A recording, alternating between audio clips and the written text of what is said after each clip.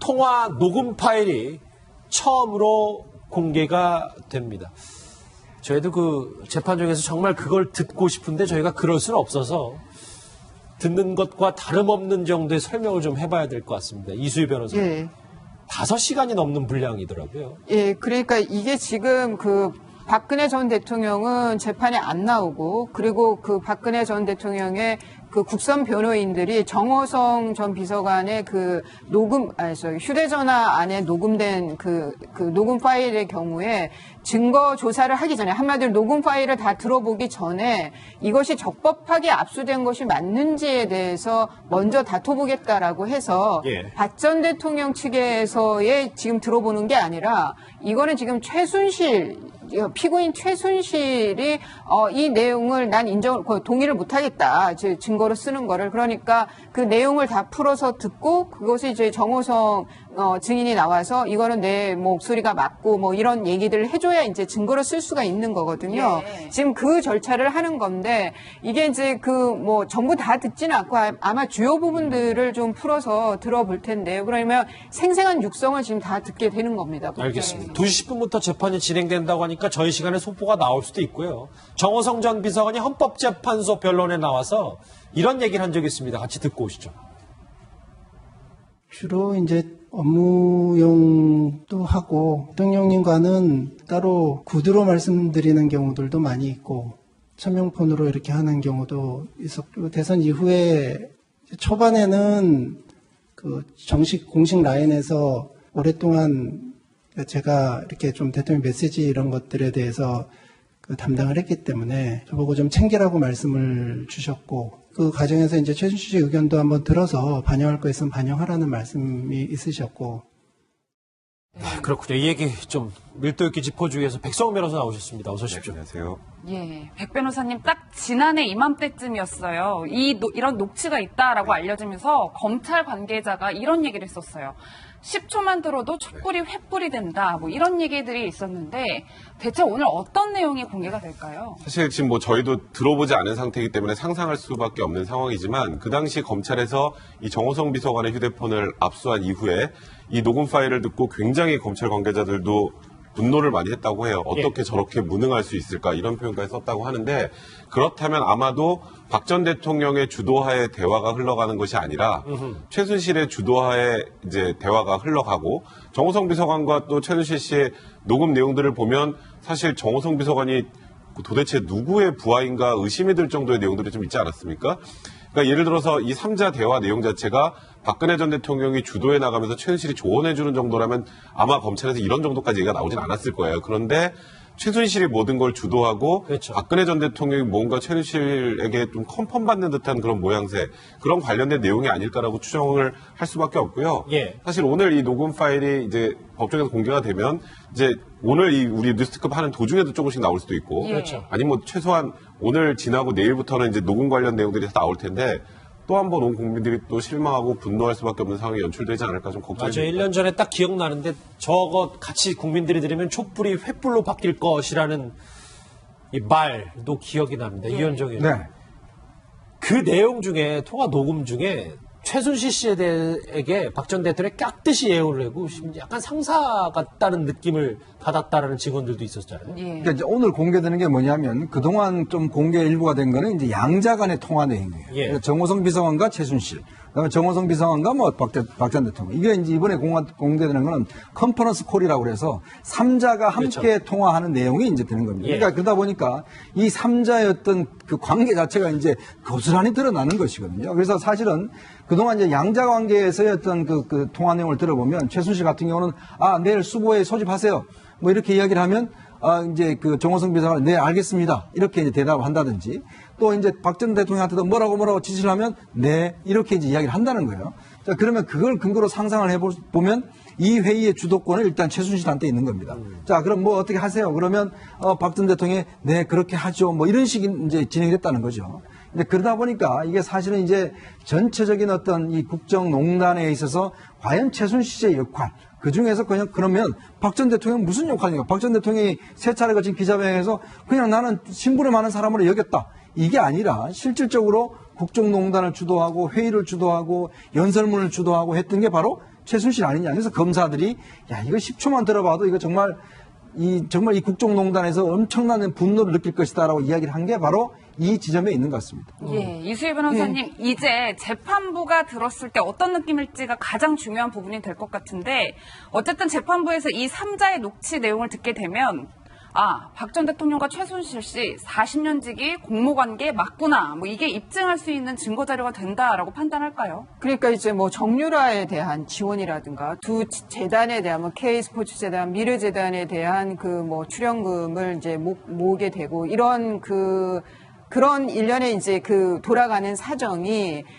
박 전 대통령이 정말 그 뭐 정책적 판단이었는지 아니면은 최순실과의 관계에서 봤을 때는 둘 사이에 공모가 있으면서 아니면은 뭐 최순실이 외려 더 이제 적극적인 어떤 결정을 해가면서 이루어진 일인지를 뭐 이 컨퍼런스 콜이라고 할 수 있는 이 3자 간의 대화를 보면서 이제 좀 그 추측을 할 수 있는 거죠. 이렇게 엿볼 수 있는 거죠. 이런 거 간접 증거인 거죠. 이런 간접 거는 증거. 예, 간접 증거로서 그런 분위기, 두 사람의 관계를 엿볼 수 있다는 데서는 좀 큰 의미가 있는 것 같습니다. 그러니까 이게 사실 최순실 측에서 이렇게 얘기를 했어요. 이 지금 3자 녹음 파일이 대선 전입니다. 그러니까 대선 전이면 이거 국정농단 사태랑 전혀 관계가 없는데 이게 왜 증거가 되느냐라고 좀 반박을 했던 건데 일단 검찰 측 입장과 또 재판부의 입장은 이 둘 사이의 관계가 어떤지 확인할 수 있는 정황 증거는 충분히 가능하기 때문에 그러니까 공소 사실과 직접 관계는 없더라도 간접적으로 박 전 대통령과 최순실 씨의 관계 이게 상하 관계였는지 평등 관계였는지 등을 확인할 수 있는 내용이기 때문에 증거로 채택하고 지금 사용한 걸로 알려져 있습니다. 이해가 됐어요. 저희 앞서 올 초였습니다. 저희 채널A가 과거 박근혜 전 대통령과 최순실 씨의 관계를 알 수 있는 1999년 육성 대화를 입수해서 보도해 드린 바가 있는데요. 당시에도 최순실 씨가 박 전 대통령 앞에서 모든 회의를 주도했었습니다. 그 목소리 오랜만에 다시 한번 들어보시죠. 지난번에 이제 그쪽으로 청와대 관계자를 만나서는 안 되고 절대적으로 이런 것들을 수행하고 그러는데 그거 받아들일 수 있거든요. 아무도 나쁠 거 없어요. 그냥 지금 이제 전부 완전히 흐트러져갖고 무심점이 없어요. 근데 미관이 되네요. 이 사람들이 그 어떻게 짠 거야? 그 100억, 200억, 뭐 300억 있잖아. 누가 예상한 사람? 지금 국내에서 예산이 700억 잡았는데 지금 정부 예산이 300억 지금 책정이 돼 있습니다. 내가 전국적으로 이렇게 거기 생각은 그 예산 회전되는 대로 아까 주신다고 그 프로콜 지도로 나와서 하고 여기 결정된 건 받아먹고 그들을 사달리 이수희 변호사님. 예. 물론 뭐 99년도니까 거의 뭐 20년 전쯤인데 저것과 좀 비슷한 뉘앙스의 이 3자 통화라고 저희가 예상을 좀 짐작을 해보면 되겠습니까? 뭐 그 사람이 크게 변하진 않죠. 뭐 성격이라든가 성향이라든가 이런 거 크게 변하지 않으니까.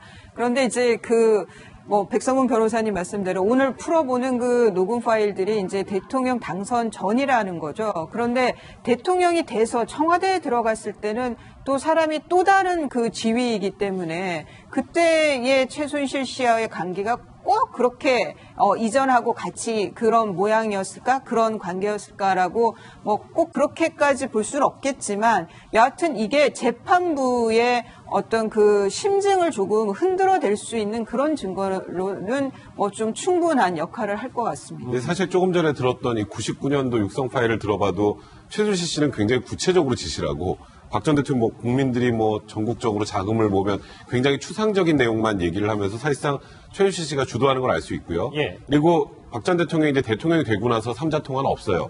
하지만 정 비서관하고 최순실 씨의 대화 내용을 보면 그전과 크게 다르지 않습니다. 그러니까 정 전 비서관에게 그렇게 하는 거죠. 예를 들어서 지금 순방전에 뭐 대수비를 소집해라라고 하면 실제로 열리기도 했고요. 이제 그런 내용들을 보면 이 2012년에 이 3자 컨퍼런스 콜과 그 이유가 바뀌지 않았다는 걸 이렇게 연결해주는 연결고리 정도는 충분히 될 수 있어요. 그러니까 증거 가치가 그렇게 낮다라고만 단정하기는 좀 어려운 부분이라고 할 수 있습니다. 당시에 저희 뭐 여러분들 다 기억나실 텐데 하나하나 보면 저런 내용들이 숨어 있습니다. 예, 그런데 이수희 변호사님, 이제 가장 중요한 부분은 아마 박 전 대통령과의 관계일 텐데, 말씀처럼 이제 국선 변호인단이 좀 증거로서 능력이 부족하지 않느냐 하면서 기일을 미뤄달라고 했단 말이에요. 예. 만약 문제 제기를 통해서 이 증거 능력이 없다라는 것이 판명이 나면, 사실 지금까지 저게 키워드였는데, 그러니까 이제 그게 직접 증거는 아니죠. 뭐 저게 뭐 뇌물이라든가 이런 거 그 기소된 그 공소 사실하고 직접적인 연결되는 증거는 아니기 때문에 뭐 그렇게 큰 뭐 핵심이 흔들릴 만한 그런 건 아닌데 여하튼 증거 능력이 없게 되면은 증거로 쓰지는 못하는데 문제는 그렇게 됐을 때 특검이 좀 뭐 시간이 많이 지났습니다만은 타격을 입을 수가 있죠. 뭐 태블릿 PC에 대해서도 여전히 의심하는 사람들이 있는데 정호성 전 비서관의 그 휴대폰의 뭐 그 획득에 적법 절차를 거치지 않았다라고 하면은 애초에 풀어볼 수도 없는 증거를 가지고 한 거기 때문에 그거는 이제 특검의 부담이 커질 거라는 생각은 듭니다. 지금이 2시 22분인데 한 12분 전부터 최순실 국정농단 재판이 시작이 됐고 여기서 3자 통화 내역이 처음으로 공개되는데 아직까지 속보는 들어오지 않고 있습니다. 들어오는 대로 저희가 한번 심층적으로 짚어볼 거고요. 그 시간을 이용해서 저희가 짚어볼 인물 한 명이 있습니다. 바로 오랜만에 입을 연 이 사람인데 누군지 화면으로 만나보시죠. 그 작년 10월 30일에 청와대에서 요청에 의해서 티타임을 가지러 갔더니 사회 원로 몇 분이 계셔서 그 자리에서 제가 박근혜 전 대통령께 참 진언을 한 게 있습니다. 다른 탈출구가 없습니다. 그래서 첫 번째 해야 할 일이 뭐냐? 성역 없는 수사를 천명하십시오. 최순실이 들어오기 직전 하루 전날입니다. 근래 신문 보도를 보니까 민정수석실 주변을 검찰에서 수사한가 뭐 한다고 하는데 그걸 거부했다고 하는데 이것은 국민들의 신뢰를 저버립니다. 태블릿 PC 최초 보도 직후 본인이 박 전 대통령의 직언을 했다는 고건 전 총리 오랜만입니다. 대통령 말고 기념사업이나 이거 진짜 이현정 의원님 전직 총리의 혹평 중에 혹평 아닙니까? 그러니까 뭐 행정의 달인이라고 할 정도로 사실 뭐 역대 정권을 거치면서 사실 중요한 서울시장 총리를 뭐 몇 번이나 역임했던 이제 고건 전 총리가 이번에 회고록을 내시면서 그러니까 결국 이제 본인이 보는 박 전 대통령 관점은 이게 보수가 아무리 참 이 괴멸을 했어도 사람을 좀 검증하고 했어야 되는 건 아니냐. 사실 이제 박 전 대통령을 대통령 하시면 결국은 박 전 대통령을 내세워서 결국은 이득을 취한 사람은 딴 사람이 있지 않느냐. 그렇게 아마 비판하신 것 같고. 특히 이제 지난해 이제 10월 달에 아마 박 전 대통령이 이제 마지막으로 사회 이제 그 중요 인사들을 모아서 어떻게 하면 좋을지를 물어봤던 행사가 있었습니다. 그때 이미 사실 이제 문제가 거의 뭐 이게 지금 정말 어떻게 해결할 수 없는 상황으로 치닫는 그런 상황이었어요. 그럼에도 불구하고 그때 어떤 진언을 했지만 박 전 대통령은 결국 이제 또 듣지 않았다라는 것이고 그래서 이 상황까지 온 게 아닌가라는 걸 보면 결국 박 전 대통령이 여러 가지 사회의 어떤 인사들이 건의를 했지만 결국은 자기 중심 사고에서 벗어나지 못한 게 아닌가 그런 걸 다시 한번 또 말씀을 해 주신 것 같습니다. 근데 이수희 변호사님, 고건 전 총리 얘기를 쭉 들어오면 사실 문맥상으로는 박 전 대통령을 겨냥하고 있지만 박 전 대통령의 그 역량을 의심했던 뭐 분들도 과거에도 있었기 때문에 핵심은 그 중간에서 박 전 대통령을 대통령으로 만들기만 하고 주변에서 그 이익을 취했던 사람들이 더 문제다 이런 얘기를 했어요. 그러니까 이제 뭐 추동 세력이라고 이렇게 표현을 했는데, 그러니까 그 보수 진영에서 포스트 MB 이후에 그 정권을 계속 그러니까 재창출을 하기 위한 그 인물로서는 박 전 대통령이 제일 그 낫다라고 본 거죠. 이제 그 한마디로 이제 당선 가능성이 제일 높다. 그런데 대통령으로서 국정 수행 능력에 있어서는 의심하는 사람들도 분명히 있었지만 그런 검증을 하지를 않고 그런데 이제 좀 책임지는 것이 아니라 그냥 그 정권 재창출에 더 그 관심을 두고 그리고 그 이후에 본인들의 근데 그 이유가 본인들의 이익을 위한 거 아니었느냐 뭐 이런 비판인 것 같은데요. 뭐 시간이 지나고 보면 저는 고건 전 총리의 그런 그 비판이 충분히 납득할 만하다는 생각도 들고 그러면 이제 대안으로 뭐 저분이 뭐 보수 진영의 뭐 대표라든가 그런 거는 아니지만 지금 현 그 좌우 그 보수 진보의 힘의 균형이 너무 깨진 상황에서 좀 우리 사회 원로로서 좀 대안을 제시해 주시는 것도 굉장히 필요하다는 생각이 듭니다. 예, 백 변호사님 이렇게 박 전 대통령께 혹평을 쏟아낸 분이 있는가 하면 또 박 전 대통령을 위해 고군분투하는 분들도 계신데 바로 이제 국선 변호인들인데 아무래도 지금 피고인 자격의 박 전 대통령을 직접 만날 수가 없잖아요. 그래서 그 심경을 이해하기 위해서 박근혜 전 대통령의 자서전을 꼼꼼하게 읽고 있다는 거예요. 그러니까 이런 표현을 쓰더라고요. 정치적 이해관계라는 걸 다 떠나서 일단 현재 본인의 의뢰인이지 않습니까? 의뢰인이기 때문에 도대체 박 전 대통령이라는 사람이 어떤 사람인가를 좀 알고 싶어서 박근혜 일기라는 책을 이제 쭉 이제 한번 읽어봤다고 합니다. 그리고 지금 사실 국선 변호인이 5명이 들어와 있지만 일각에서 바라보는 시각은 국선 변호인들이 뭐 열심히 하겠어?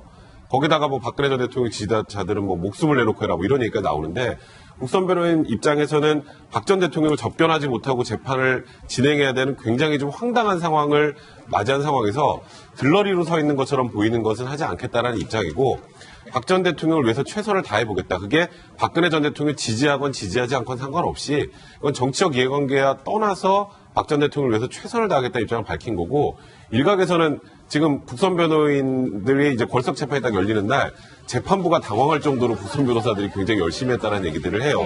태블릿 PC에 대한 문제 제기도 예를 들어서 옛날에는 그냥 무조건 최순실 게 아니다라는 정도로 막무가내로 우겼다면 국가수의 감정 결과가 나왔음에도 불구하고 그런데 왜 최순실이 사용한 태블릿 PC를 김한수 행정관이 관련돼서 요금을 계속 냈느냐 이런 것들도 소명해야 된다는 취지로 굉장히 공격적으로 변론에 나서고 있다고 하는데 사실 박 전 대통령은 이제는 물론 뭐 제가 이런 말씀 드린다고 만나진 않겠지만 박 전 대통령도 국선 변호인을 만나서 국선 변호인이 어떻게든 본인을 위해서 지금 애를 쓰고 있는 것에 좀 힘을 실어줄 필요 있지 않을까 생각이 드네요. 예, 이수일 변호사님 뭐 말씀처럼 이 5분이 중앙지법의 베테랑들로 알려져 있는데 이런 말씀하셨더라고요. 나중에라도 한번 꼭 박 전 대통령을 뵐 수 있다면 손을 꼭 잡아주고 싶다. 일종의 좀 연민도 느끼는 것 같아요. 뭐 그거는 박근혜 전 대통령의 이제 살아온 이렇게 그 전 일생을 통해 봤을 때는 그런 이제 그 70년대 사고에 박혀 있는 그 상황이 좀 애처로워 보이는 건 분명히 있죠. 예, 뭐 그 변호인들도 뭐 저는 비슷할 거라고 보고 그리고 또 그런 시각이 그러니까 그 정상에 대해서도 변호를 해야 되거든요. 변호사들은 그런 것을 위한 뭐 필요한 시각이라고는 보입니다. 그런데 저는 좀 아쉬운 점은 국선 변호인들이 언론에 저렇게 노출되는 거, 그러니까 언론에 그 편지를 해서 저런 내용을 얘기하는 거가 좀 또 다른 어떤 오해를 살 수도 있고 또 다른 갈등을 낳을 수도 있기 때문에 적절치는 않아 보입니다. 예. 고은 전 총리가 이제 본인 얘기를 하면서 쓴소리를 했고 그리고 국선 변호사들은 박 전 대통령 이해하기 위해서 박근혜 전 대통령 자서전까지 읽고 있지만 박 전 대통령 여전히 두문불출하고 있습니다. 글쎄 저희가 저희 시간에 그 첫 공개되는 녹음 파일 관련해서 속보를 한번 짚어보려고 했는데 아직 재판이 이제 태블릿 PC 소유 여부로 좀 집중되는 것 같아서요. 예. 시간이 되면 전해드리도록 하겠습니다. 그런데 최순실이 모든 걸 주도하고 그렇죠. 박근혜 전 대통령이 뭔가 최순실에게 좀 컨펌받는 듯한 그런 모양새 그런 관련된 내용이 아닐까라고 추정을 할 수밖에 없고요. 예. 사실 오늘 이 녹음 파일이 이제 법정에서 공개가 되면 이제 오늘 이 우리 뉴스특급 하는 도중에도 조금씩 나올 수도 있고 예. 그렇죠. 아니면 뭐 최소한 오늘 지나고 내일부터는 이제 녹음 관련 내용들이 다 나올 텐데 또 한 번 온 국민들이 또 실망하고 분노할 수밖에 없는 상황이 연출되지 않을까 좀 걱정이 맞아요. 됩니다. 1년 전에 딱 기억나는데 저거 같이 국민들이 들으면 촛불이 횃불로 바뀔 것이라는 이 말도 기억이 납니다. 이현정 의원. 네.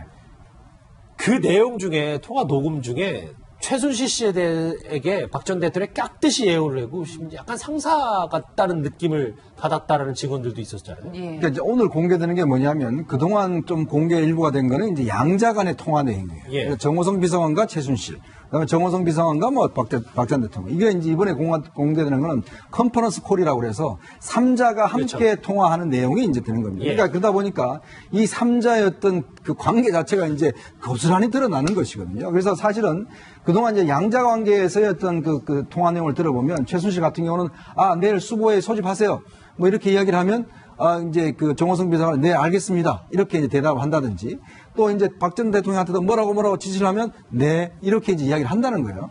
자 그러면 그걸 근거로 상상을 해보면 이 회의의 주도권은 일단 최순실한테 있는 겁니다. 자 그럼 뭐 어떻게 하세요? 그러면 박 전 대통령이 네 그렇게 하죠. 뭐 이런 식이 이제 진행이 됐다는 거죠. 근데 그러다 보니까 이게 사실은 이제 전체적인 어떤 이 국정농단에 있어서 과연 최순실 씨의 역할 그 중에서 그러면 박 전 대통령 무슨 역할입니까? 박 전 대통령이 세 차례 거친 기자회견에서 그냥 나는 신분이 많은 사람으로 여겼다. 이게 아니라 실질적으로 국정농단을 주도하고 회의를 주도하고 연설문을 주도하고 했던 게 바로 최순실 아니냐. 그래서 검사들이 야 이거 10초만 들어봐도 이거 정말 이 국정농단에서 엄청난 분노를 느낄 것이다라고 이야기를 한 게 바로 이 지점에 있는 것 같습니다. 예, 이수희 변호사님, 이제 재판부가 들었을 때 어떤 느낌일지가 가장 중요한 부분이 될 것 같은데, 어쨌든 재판부에서 이 3자의 녹취 내용을 듣게 되면, 박 전 대통령과 최순실 씨 40년 지기 공모관계 맞구나. 뭐 이게 입증할 수 있는 증거 자료가 된다라고 판단할까요? 그러니까 이제 뭐 정유라에 대한 지원이라든가 두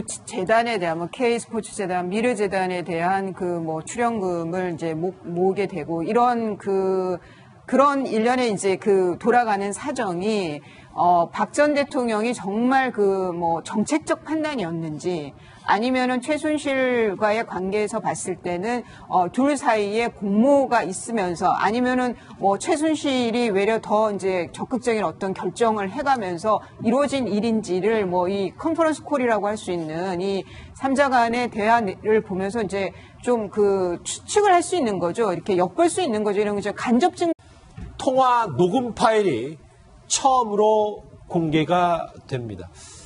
저희도 그 재판 중에서 정말 그걸 듣고 싶은데 저희가 그럴 수는 없어서 듣는 것과 다름없는 정도의 설명을 좀 해봐야 될 것 같습니다. 이수희 변호사님. 예. 5시간이 넘는 분량이더라고요. 예, 그러니까 이게 지금 그 박근혜 전 대통령은 재판에 안 나오고 그리고 그 박근혜 전 대통령의 그 국선 변호인들이 정호성 전 비서관의 그 휴대전화 안에 녹음된 그 녹음 파일의 경우에 증거 조사를 하기 전에 한마디로 녹음 파일을 다 들어보기 전에 이것이 적법하게 압수된 것이 맞는지에 대해서 먼저 다퉈보겠다라고 해서 예. 박 전 대통령 측에서의 지금 들어보는 게 아니라 이거는 지금 피고인 최순실이 이 내용을 난 동의를 못하겠다. 증거로 쓰는 거를. 그러니까 그 내용을 다 풀어서 듣고 그것이 이제 정호성 증인이 나와서 이거는 내 목소리가 맞고 뭐 이런 얘기들을 해줘야 이제 증거로 쓸 수가 있는 거거든요. 예. 지금 그 절차를 하는 건데 이게 이제 전부 다 듣지는 않고 아마 주요 부분들을 좀 풀어서 들어볼 텐데요. 그러면 생생한 육성을 지금 다 듣게 되는 겁니다. 알겠습니다. 2시 10분부터 재판이 진행된다고 하니까 저희 시간에 속보가 나올 수도 있고요. 정호성 전 비서관이 헌법재판소 변론에 나와서 이런 얘기를 한 적이 있습니다. 같이 듣고 오시죠.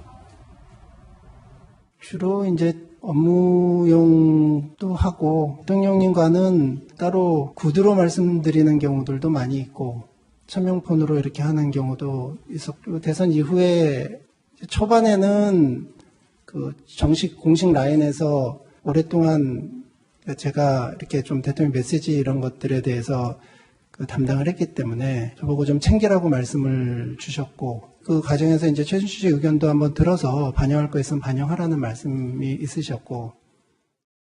그렇군요. 이 얘기 좀 밀도 있게 짚어주기 위해서 백성훈 변호사 나오셨습니다. 어서 오십시오. 네, 안녕하세요. 예, 백 변호사님 딱 지난해 이맘때쯤이었어요. 이런 녹취가 있다라고 알려지면서 검찰 관계자가 이런 얘기를 했었어요.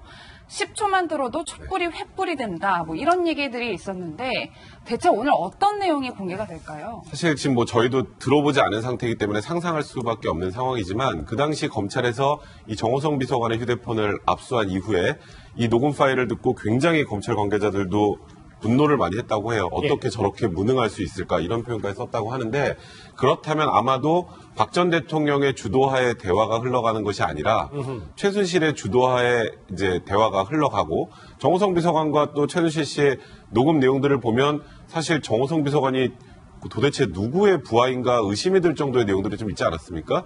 그러니까 예를 들어서 이 3자 대화 내용 자체가 박근혜 전 대통령이 주도해 나가면서 최순실이 조언해 주는 정도라면 아마 검찰에서 이런 정도까지 얘기가 나오진 않았을 SB를 소집해라라고 하면 실제로 열리기도 했고요. 이제 그런 내용들을 보면 이 2012년에 이 3자 컨퍼런스 콜과 그 이유가 바뀌지 않았다는 걸 이렇게 연결해주는 연결고리 정도는 충분히 될 수 있어요. 그러니까 증거 가치가 그렇게 낮다라고만 단정하기는 좀 어려운 부분이라고 할 수 있습니다. 당시에 저희 여러분들 다 기억나실 텐데 하나하나 보면 저런 내용들이 숨어 있습니다. 예, 그런데 이수희 변호사님 이제 가장 중요한 부분은 아마 박 전 대통령과의 관계일 텐데 말씀처럼 이제 국선 변호인단이 좀 증거로서 능력이 부족하지 않느냐 하면서 기일을 미뤄달라고 했단 말이에요. 예. 만약 문제 제기를 통해서 이 증거 능력이 없다라는 것이 판명이 나면 사실 지금까지 저게 키워드였는데 그러니까 이제 그게 직접 증거는 아니죠. 뭐 저게 뭐 뇌물이라든가 이런 거 그 기소된 그 공소 사실하고 직접적인 그 연결되는 증거는 아니기 때문에 뭐 그렇게 큰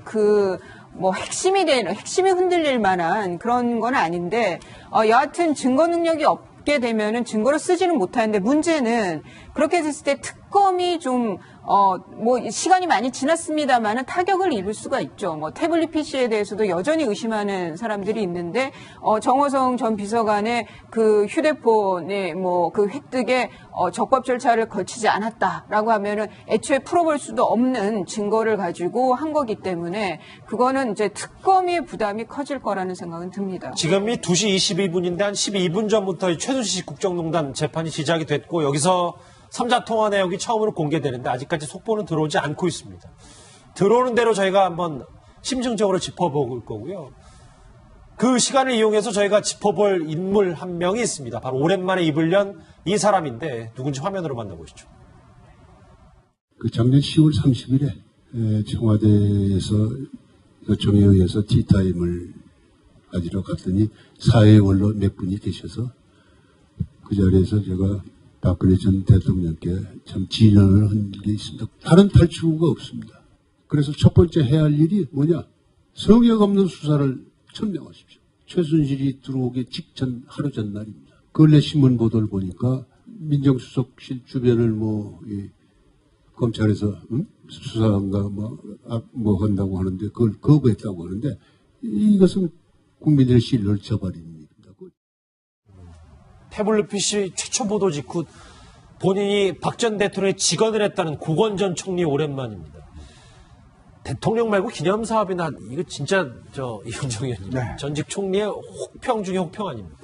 그러니까 뭐 행정의 달인이라고 할 정도로 사실 뭐 역대 정권을 거치면서 사실 중요한 서울시장 총리를 뭐 몇 번이나 역임했던 이제 고건 전 총리가 이번에 회고록을 내시면서 그러니까 결국 이제 본인이 보는 박 전 대통령 관점은 이게 보수가 아무리 참 이 괴멸을 했어도 사람을 좀 검증하고 했어야 되는 건 아니냐. 사실 이제 박 전 대통령을 대통령 하시면 결국은 박 전 대통령을 내세워서 결국은 이득을 취한 사람은 딴 사람이 있지 않느냐. 그렇게 아마 비판하신 것 같고. 특히 이제 지난해 이제 10월 달에 아마 박 전 대통령이 이제 마지막으로 사회 이제 그 중요 인사들을 모아서 어떻게 하면 좋을지를 물어봤던 행사가 있었습니다. 그때 이미 사실은 이제 문제가 거의 뭐 이게 지금 정말 어떻게 해결할 수 없는 상황으로 치닫는 그런 상황이었어요.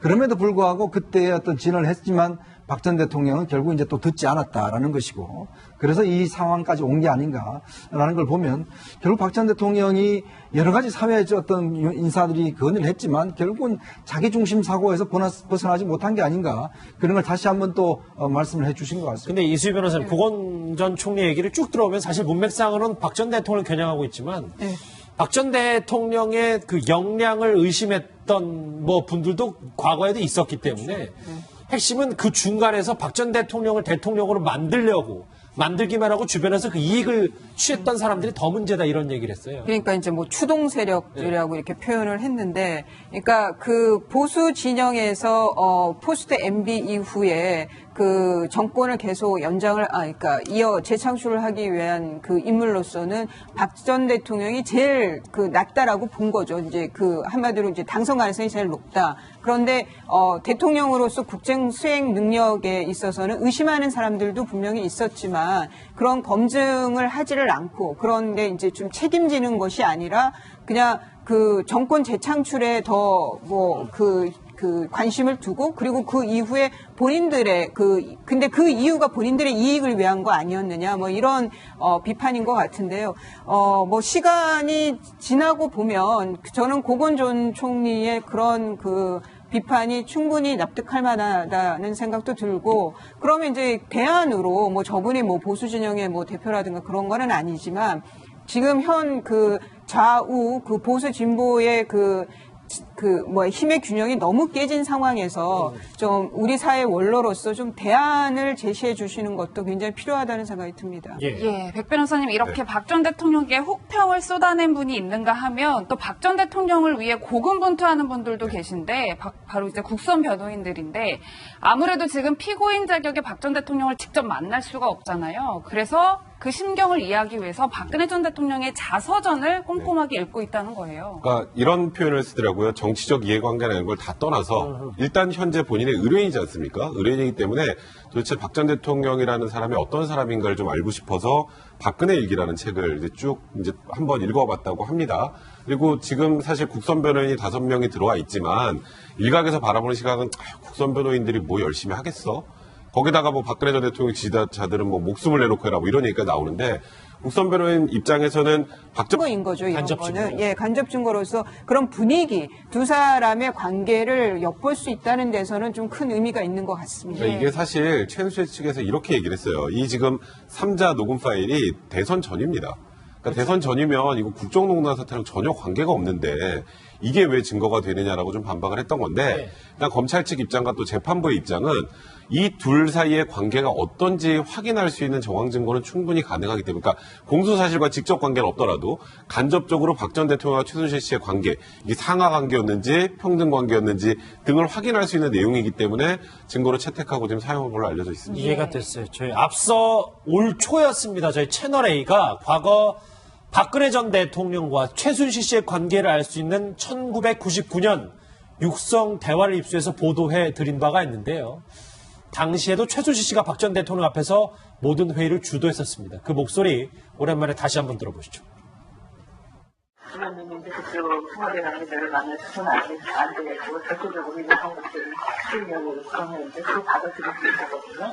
아무도 나쁠 거 없어요. 그냥 지금 이거 완전히 흐트러져갖고 무신적으로 근데 미관이 되네요. 이 사람들이 그 어떻게 짠 거야? 그거 100억, 200억, 뭐 300억 있어. 누가 예산한 사람? 지금 국내에서 예산이 700억 사단에서 지금 정부 예산이 300억 지금 책정이 돼 있습니다. 그래서 전국적으로 이렇게 거기 생각은 그 예산 회전되는 대로 아까 주신다고 그 프로콜을 지금 나와서 신청하고 여기 결정된 건 받아먹고 부지를 사든지. 이수희 변호사님. 예. 물론 뭐 99년도니까 거의 뭐 20년 전쯤인데 예. 저것과 좀 비슷한 뉘앙스의 이 3자 통화라고 저희가 예상을 좀 짐작을 해보면 되겠습니까? 그 사람이 크게 변하진 않죠. 뭐 성격이라든가 성향이라든가 이런 거 크게 변하지 않으니까. 그런데 이제 백성문 변호사님 말씀대로 오늘 풀어보는 그 녹음 파일들이 이제 대통령 당선 전이라는 거죠. 그런데 대통령이 돼서 청와대에 들어갔을 때는 또 사람이 또 다른 그 지위이기 때문에 그때의 최순실 씨와의 관계가 꼭 그렇게 이전하고 같이 그런 모양이었을까 그런 관계였을까라고 뭐 꼭 그렇게까지 볼 수는 없겠지만 여하튼 이게 재판부의 어떤 그 심증을 조금 흔들어댈 수 있는 그런 증거로는 뭐 좀 충분한 역할을 할 것 같습니다. 근데 사실 조금 전에 들었던 이 99년도 육성 파일을 들어봐도 최순실 씨는 굉장히 구체적으로 지시를 하고 박 전 대통령 뭐 국민들이 뭐 전국적으로 자금을 모으면 굉장히 추상적인 내용만 얘기를 하면서 사실상 최순실 씨가 주도하는 걸 알 수 있고요. 예. 그리고 박 전 대통령이 이제 대통령이 되고 나서 3자 통화는 없어요. 하지만 정 비서관하고 최순실 씨의 대화 내용을 보면 그 전과 크게 다르지 않습니다. 그러니까 정 전 비서관에게 그렇게 하는 거죠. 예를 들어서 지금 순방 전에 뭐